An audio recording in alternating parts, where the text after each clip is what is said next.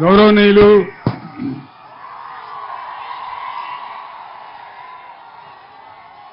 మన Medak parliament BRS అభ్యర్థి శ్రీ వెంకటరామరెడ్డి గారు, మాజీ మంత్రివర్యులు సిద్దిపేట ఎమ్మెల్యే హరీష్ రావు గారు, మన స్థానిక ఎమ్మెల్యే మీ అందరి ప్రియతమ నాయకుడు మహిపాల్ రెడ్డి గారు, నర్సాపూర్ ఎమ్మెల్యే సునీత మహిపాల్ రెడ్డి గారు, మన సంగారెడ్డి ఎమ్మెల్యే చింతా ప్రభాకర్ గారు, జడ్పీ చైర్మన్ మంజుశ్రీ జైపాల్ రెడ్డి గారు, ఫారూక్ హుస్సేన్ మాజీ ఎమ్మెల్సీ గారు, గౌరవనీయులు సత్యనారాయణ గారు ఎక్స్ఎమ్మెల్యే గారు, ఇంత భారీ సంఖ్యలో రాత్రి పొద్దుపోయినా కూడా హాజరైన మీ అందరికీ కూడా నా నమస్కారం. పార్లమెంటుకు ఎలక్షన్లు జరుగుతూ ఉన్నాయి. మనకు 10 o'clock లిమిట్ ఉంది. దయచేసి నినాదాలు చివరికి చెప్దాం. ఒక పావు గంట టైం దొరకాలా? మీరు కొద్దిగా సైలెన్స్ ఉంటే బెటర్. మీ అందరికీ తెలుసు పార్లమెంటుకి ఎలక్షన్లు జరుగుతూ ఉన్నాయి. ప్రధానమంత్రి నరేంద్ర మోడీ 10 సంవత్సరాల క్రితం గద్దెకెక్కితే ఒక 150 నినాదాలు చెప్పినాడు.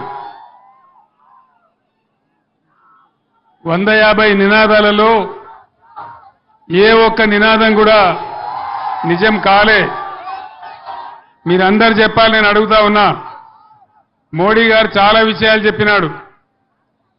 నేను గెలిస్తే విదేశాలలో ఉన్న నల్ల డబ్బు తెచ్చి ప్రతి ఇంటికి 15 లక్షలు ఇస్తానాడు. వచ్చినాయా 15 లక్షలు? పటాన్ చెరువులకు వచ్చినాయట కదనా? మీరవద్దామా నేనవద్దామా? రాలేదా అన్న? ఎక్కడ కూడా రాలే. సబ్కా సాత్ సబ్కా వికాస్ జరిగిందా? సత్యనాశ అయింది. మేక్ ఇన్ ఇండియా ఏమైనా వచ్చిందా? డిజిటల్ ఇండియా ఏమైనా జరిగిందా? అమృత్ కాల్ వచ్చిందా? అచ్చే దిన్ వచ్చిందా? డీజిల్ ధరలు పెరిగినాయి, పెట్రోల్ ధరలు పెరిగినాయి, గ్యాస్ ధరలు పెరిగినాయి. సామాన్యుల నడ్డి విరిగింది తప్ప అచ్చే దిన్ రాలే గాని సచ్చే దిన్ మాత్రం వచ్చింది. మళ్ళా ఇప్పుడు అదే గ్యాసు ఇక మేమేదో ఉద్ధరిస్తాం, 6 సందమామలు పెడతాం, 7 సూర్యులు పెడతాం, మళ్ళా మాకే గుర్తుంది అంటున్నారు. నమ్మచ్చునా? నమ్మే అవకాశం ఉందా? అంత ట్రాషు గ్యాసు. ఎప్పటికప్పుడు ఒక ఉల్టా నినాదం పెట్టుడు, పాకిస్తాన్తో పంచాయతీ అని చెప్పుడు. వాడు పాకిస్తాన్కి ఇంత బుట్క దేశం. జాడి చొక్కటి కొడితే 25 ఏళ్ళు మన దిక్కు చూడాడు.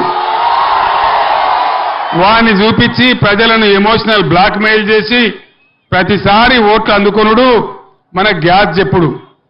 మోడీ ఎజెండాలో, బీజేపీ ఎజెండాలో పేదల కష్టాలుండయి. ఏ కాలం లేదు, మనుకాలం లేదు, మచాన కాలం. పేదల కష్టాలుండయి. ధనికుల యొక్క బాధలు మాత్రం ఉంటాయి. ట్యాక్స్ మాఫీ చేస్తే అంబానీ అదానీలకు, పెద్ద పెద్ద కార్పొరేట్లకు 15 లక్షల కోట్లు మాఫీ చేసినాడు. కానీ పబ్లిక్ సెక్టర్ కంపెనీలన్నీ కూడా ఒకటి నోట్ల బుక్క పెడతా ఉన్నాడు. చివరికి ఎల్ఐసిని కూడా అమ్మేసే ప్రయత్నం చేస్తా ఉన్నాడు. రైల్వేని కూడా ప్రైవేట్ పరం చేస్తా ఉన్నాడు. విమానాశ్రయాలు ప్రైవేట్ పరం చేస్తా ఉన్నాడు. ఓడరేవులు పర్మిట్ పైన చేస్తా ఉన్నాడు.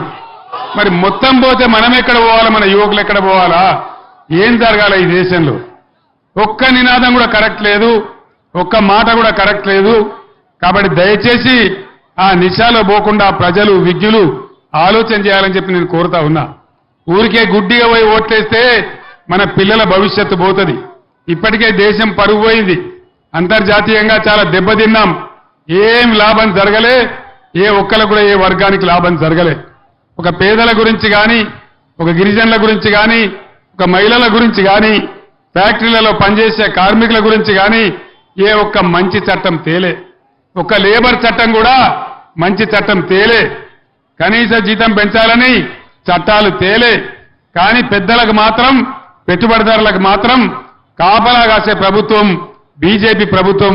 దయచేసి మీరు ఆలోచించాలని నేను కోరుతా ఉన్నా. ఇక మన స్థానికం, మన పటాన్ చెరువు నియోజకవర్గం. పటాన్ చెరువు నియోజకవర్గం ఏర్పడ్డప్పుడు 2 లక్షల చిల్లర ఓటర్లు ఇక్కడ ఉండేవాళ్ళు. ఇవాళ 4 లక్షలు దాటిపోయినారు. ఏం కారణం? ఏ కారణం వల్ల నిండిపోయినారు?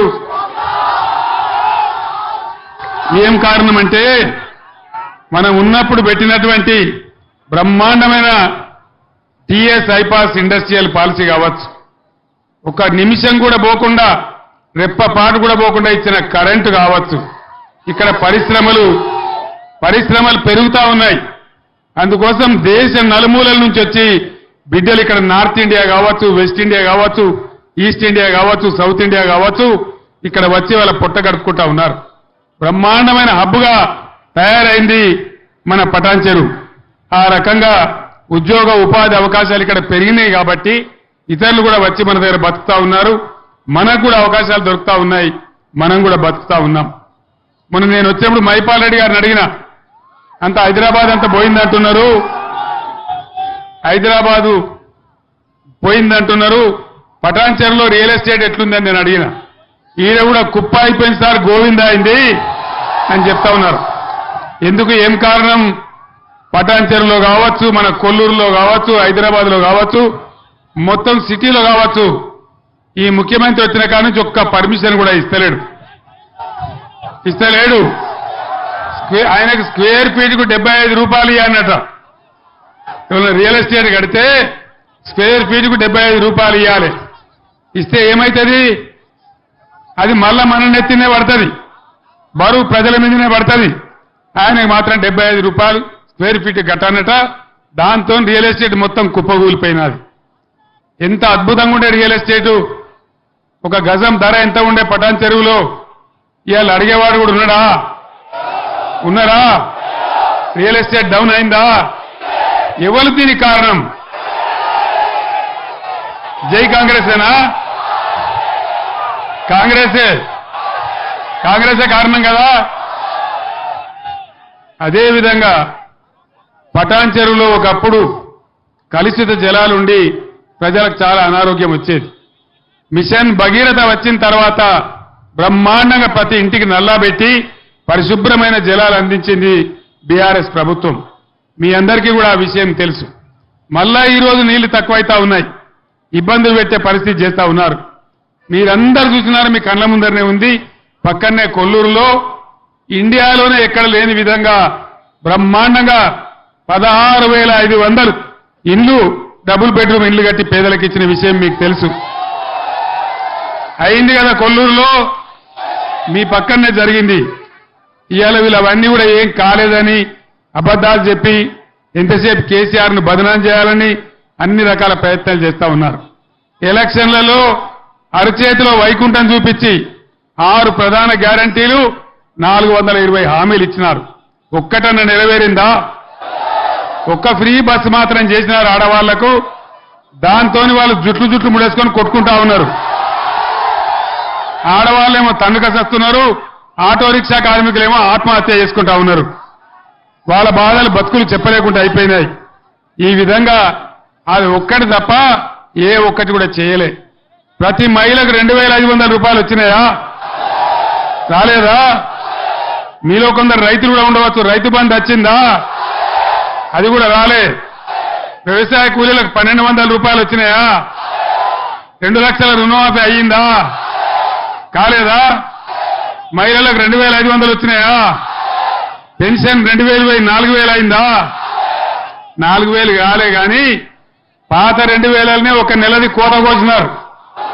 జనవరి నెలది ఎగబెట్టినారు.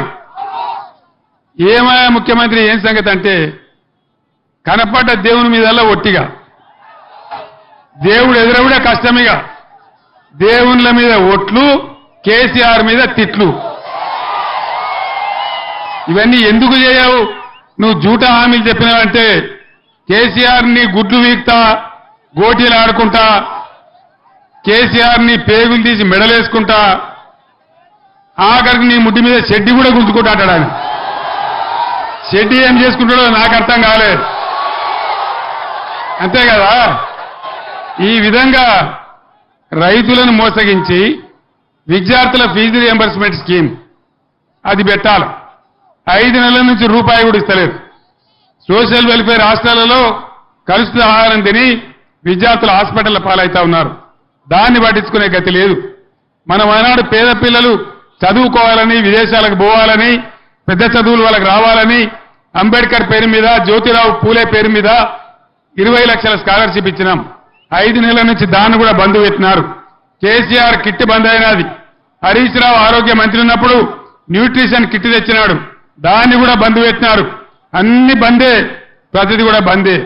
చివరికి ఇంకో మాట చెప్పినారు, మనం ఆ రోజు పేద పిల్లల లగ్గాల కోసం 1 లక్ష రూపాయలు ఇచ్చి వాళ్ళని ఆదుకున్నాం. పేదలకు ఆరోగ్యం ఖరాబ్ అయితే సీఎంఆర్ఎఫ్ ఇచ్చి ఆదుకున్నాం. వీళ్ళేం చెప్పినారు ఎలక్షన్లలో, 6 గ్యారంటీలలో కేసీఆర్ 1 లక్ష రూపాయలు ఇస్తాడు, మేం తులం బంగారం ఇస్తామన్నాడు. తులం బంగారం వచ్చిందా? పటాన్చెర్లు వచ్చిందట కదనా, రాలేదా? రాలే. తులం బంగారం కూడా రాలే. సీఎంఆర్ఎఫ్ కూడా బంద్ అయిపోయింది. అప్పుడు మైపాలని తెచ్చి నెలకు 300-400 మందికి పేదల కోసం నాతో శాంక్షన్ తెచ్చి మీకు ఇచ్చేవాడు. ఈరోజు అది కూడా బంద్ అయిపోయింది. ఈ రకంగా రైతులు పండించిన పంటలకు దిక్కులేదంటే వడ్లు కూడా కొనకుండా అమ్మైపోయే పరిస్థితి లేదు. ఆనాడు బీఆర్ఎస్ ఉన్నప్పుడు రైతులు నిలబడాలని వాళ్ళకు రైతు బంధు ఇచ్చి, రైతు బీమా ఇచ్చి, ఫ్రీ కరెంట్ ఇచ్చి బ్రహ్మాండంగా తయారు చేసినాం. తడిచిపోయిన వడ్లు కూడా కొన్నాం, రైతాంగాన్ని నిలబెట్టినాం. ఈరోజు ఈ రాష్ట్ర ప్రభుత్వం అన్ని వర్గాల ప్రజలను మోసం చేసి మంచిగున్న తెలంగాణను ఆగమాగం చేసింది. కరెంటు కోతలు ఇలా చందానగర్లో మీ పక్కనే ఉంటుంది, బిహెచ్ఎల్ దగ్గర చందానగర్లో ప్రజలందరూ కూడా 24 గంటల నుంచి కరెంట్ రాకపోతే వాళ్ళు పోయి సబ్స్టేషన్ మీద దాడి చేసినారు.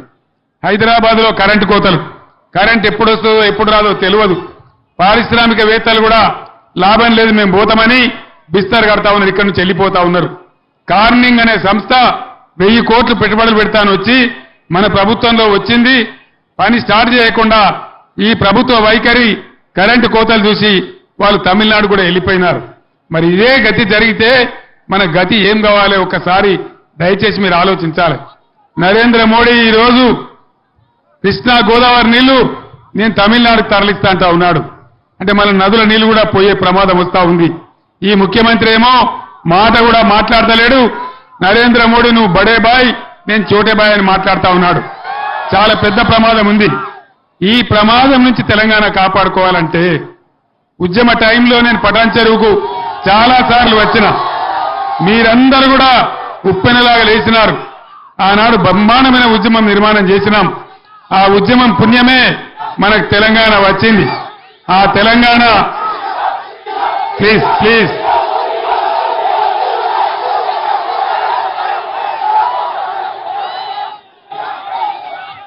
ఆనాడు తెచ్చుకున్న తెలంగాణ నేను నా ప్రాణాల మీద తెచ్చుకొని ఆమరణ దీక్ష పెట్టి చావు నోట్లో తలకాయ పెట్టి తెలంగాణ తెచ్చుకున్నాం. తెచ్చుకున్న తర్వాత కొద్దిగా తెల్లగై ఇప్పుడిప్పుడే బాగుపడుతున్నాం. ఈ టైంలోనే మరి దరిద్రం కాంగ్రెస్ వచ్చి మన నెత్తిన వాలింది. చాలా ఇబ్బందులు జరిగే పరిస్థితి ఉన్నది. నేను ఒక్కటే మాట మీ బిడ్డగా మీకు మనవి చేస్తా ఉన్నా, బాధ్యత గల వ్యక్తిగా ఒకటే మాట చెప్తా ఉన్నా. ఈరోజు గోదావరి కృష్ణా నీళ్లు మనకే దక్కాలన్నా, మళ్ళా మన పరిశ్రమలు మనకే ఉండాలన్నా, ఇక్కడ కండ్లద్దాలు తయారు చేసే కంపెనీ నిలబడి ఉండాలన్నా, ఇక్కడ రైల్వే కోచ్ ఫ్యాక్టరీ నిలబడి ఉండాలన్నా, అనేక ఫ్యాక్టరీలు ఇంకా మన పడంచెరువుకు రావాలన్నా ఖచ్చితంగా ఇవాళ మెదక్ ఎంపీగా వెంకట్రామరెడ్డి గారు గెలవాలి. బీఆర్ఎస్ డజన్ పైబడి స్థానాలు బీఆర్ఎస్ గెలిస్తేనే పార్లమెంట్ లో మనం కీలక పాత్ర పోషించే అవసరం వస్తుంది. ఆ విధంగానైనా రాష్ట్రాన్ని కాపాడుకోవచ్చు. కాబట్టి దయచేసి మీరందరూ కూడా పనిచేయాలని కోరుతా ఉన్నా. నా ప్రాణం ఉన్నంత వరకు, దేవుడు ఇచ్చినటువంటి ప్రాణం ఉన్నంత వరకు తెలంగాణ కోసం నా ప్రాణమైన బలిపెడత గాని అన్యాయం మాత్రం జరగనివ్వను. మీరే నాకు అండదండ, మీరే నాకు ఇన్స్పిరేషన్, మీరే నాకు ఊపిరి. నేను ఒక్క మాట, నేను పెద్దవాడిని, చిన్న మాట మాట్లాడను. కానీ ఇక్కడ ఉండే పోలీసులకు నేను చెప్తా ఉన్నా, మీరు చాలా అతిగా ప్రవర్తిస్తా ఉన్నారు. పటాన్చెరు ప్రాంతంలో రేపు వచ్చేది మళ్ళా మా బీఆర్ఎస్ ప్రభుత్వమే.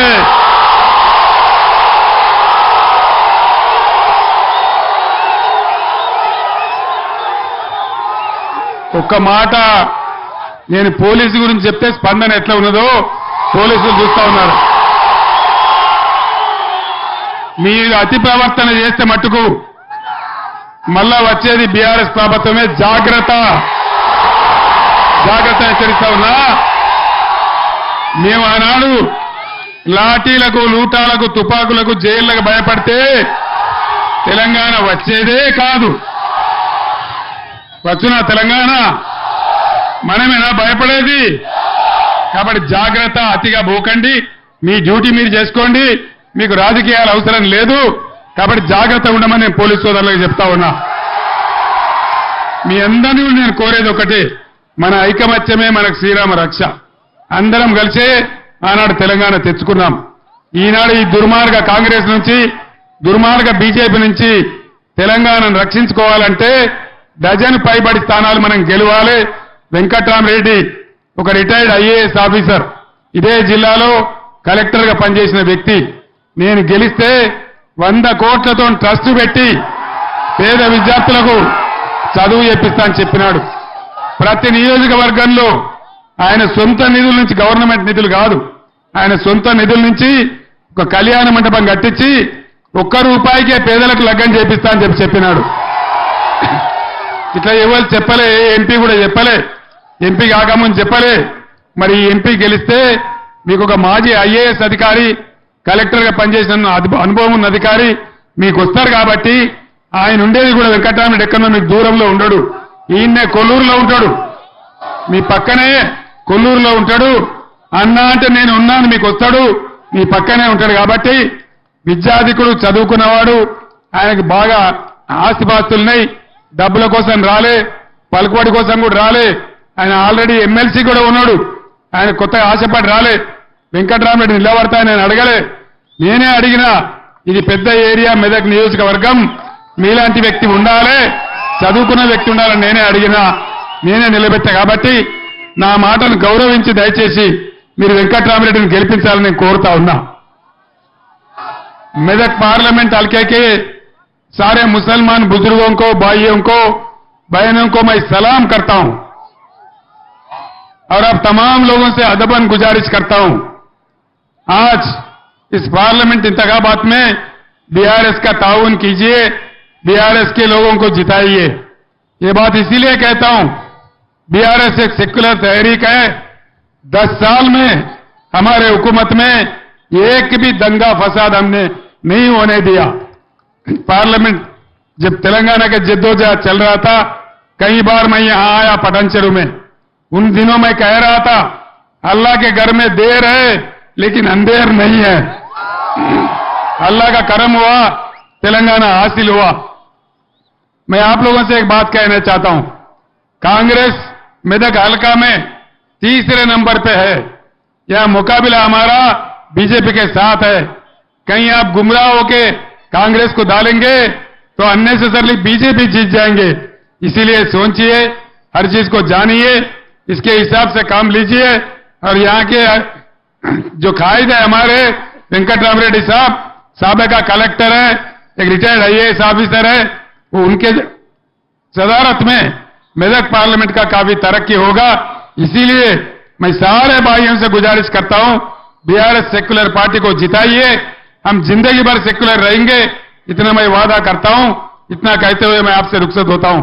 సోదరులారా, టైం దగ్గరకు వస్తా ఉంది, ఎన్నికల నిబంధన. మీరందరూ కూడా మైపాల్ రెడ్డి గారి నాయకత్వంలో పెద్ద ఎత్తున మీరందరూ స్వాగతం తెలిపి సభను విజయవంతం చేసిన దానికి ప్రతి ఒక్కరికి ధన్యవాదాలు తెలియజేస్తూ నేను సెలవు తీసుకుంటా ఉన్నా. జై తెలంగాణ.